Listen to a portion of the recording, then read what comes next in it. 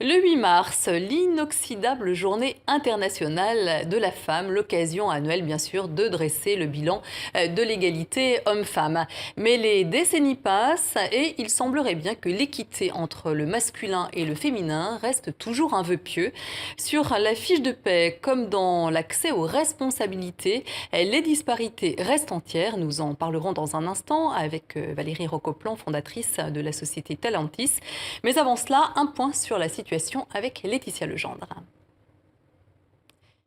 Célébrer l'égalité entre hommes et femmes par des affiches, des textes ou des clips, un pari réussi pour la ministre Najat Vallaud-Belkacem.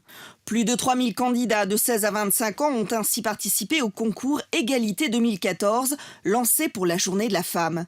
Des jeunes qui veulent y croire, alors que les stéréotypes et les inégalités demeurent. En 2011, les 3/4 des femmes en couple gagnent moins que leurs conjoints.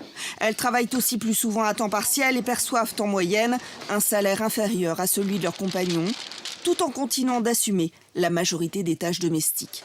C'est pour sensibiliser à l'égalité salariale, à la parité, mais aussi à la lutte contre les violences qu'une journée, le 8 mars, est consacrée aux femmes. À l'origine, les luttes féministes du début du XXe siècle. En 1977, les Nations Unies l'officialisent. Des combats pour améliorer la condition des femmes qui restent dans le monde, toujours d'actualité. Valérie Rocoplan, bonjour. Bonjour. Alors, vous êtes la fondatrice de la société Talentis, créée il y a 10 ans. Comment, à votre niveau, essayez-vous de faire avancer les choses sur le plan de l'équité homme-femme ? Eh bien, depuis 8 ans, Talentis se passionne pour le sujet des carrières des femmes dans les entreprises.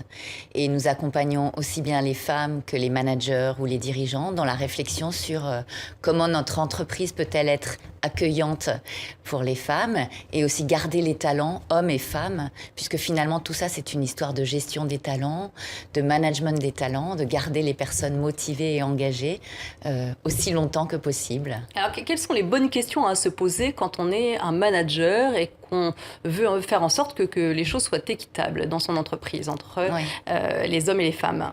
J'aime bien le mot manager équitable parce que c'est vraiment ça l'enjeu. Il ne s'agit pas de discrimination positive.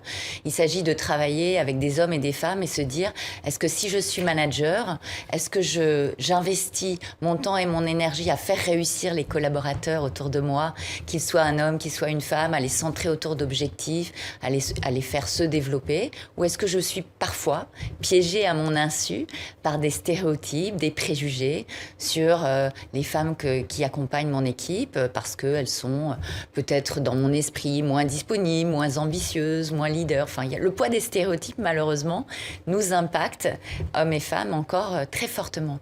Alors, est-ce que les solutions, elles doivent précisément venir de ces managers ou est-ce qu'il faut attendre que les solutions viennent plutôt de l'État ? Eh bien, les deux sont des acteurs intéressants sur le sujet de la mixité. Chacun d'entre nous, les collaborateurs, les managers, nous avons un rôle au quotidien de créer le changement. Mais également l'État, avec des lois qui existent depuis des années. Il existe presque 10 lois maintenant qui concernent l'égalité homme-femme dans l'entreprise.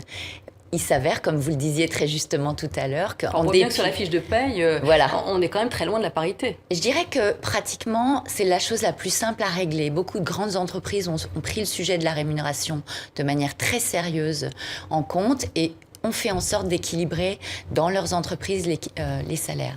C'est presque le sujet. Sa responsabilité également sont assez mal voilà, partagées. le sujet des carrières des femmes à tous les niveaux, le sujet de l'accueil des femmes avec leur vraie réalité, voilà, sont encore des sujets très difficiles. Et donc les lois ne suffisent pas. Encore faut-il en plus qu'il y ait des sanctions, puisqu'aujourd'hui il existe des lois, mais rien ne se passe quand elles ne sont pas respectées. Enfin, ça commence à évoluer. Mais voilà, c'est aussi un sujet managérial, un sujet au quotidien de moi homme, moi femme. Est-ce que je suis un manager équitable ? Est-ce que je suis un collaborateur empêtré dans mes stéréotypes ou est-ce que je suis attentif à cela tous les jours ? Alors, outre le problème de l'entreprise, quels sont les autres soucis qui se posent aux femmes pour avancer dans leur carrière ? en termes personnels?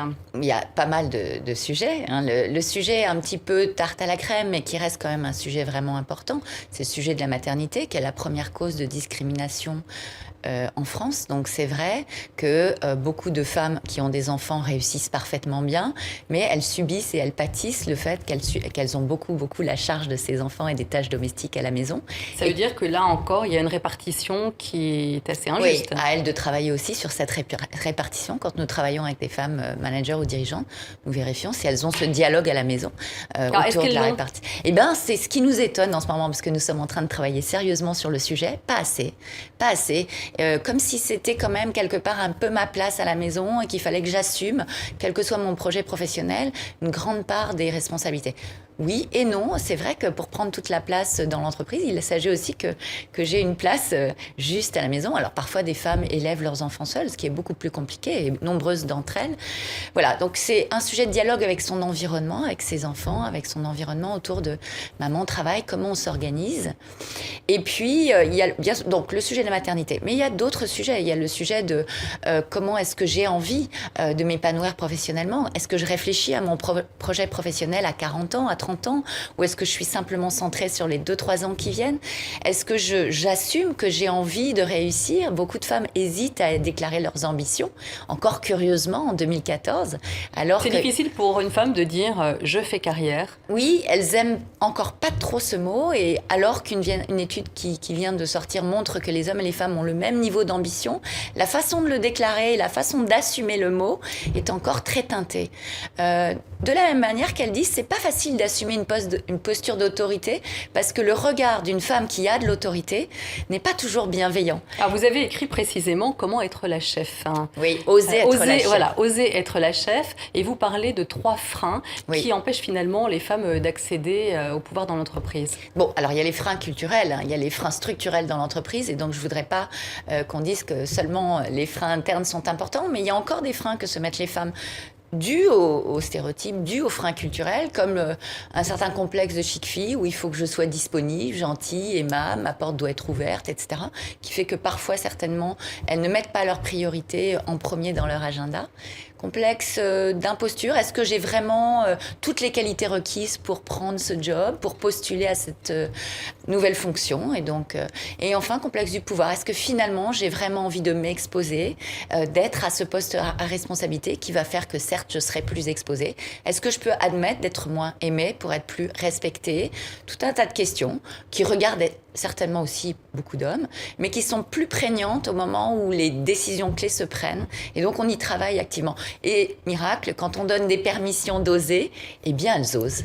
Après, paradoxalement, quand on regarde le monde, des pays comme la Chine, le Brésil, la Russie, la Pologne et d'autres pays d'Asie sont en train de vraiment progresser de manière remarquable quant aux places qu'ils laissent aux femmes à des postes de responsabilité. Donc, c'est très intéressant de voir que des pays à forte croissance laissent aussi cette place en regardant ça comme d'abord et avant tout une question de performance.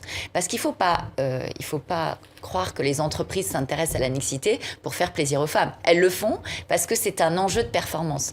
Et toutes les études aujourd'hui corrèlent mixité et performance financière de l'entreprise. Et c'est vraiment là-dessus que nous, on insiste, c'est-à-dire les pays le font aussi pour des raisons de performance. Merci beaucoup Valérie Rocoplan pour ce témoignage. Merci beaucoup. Merci.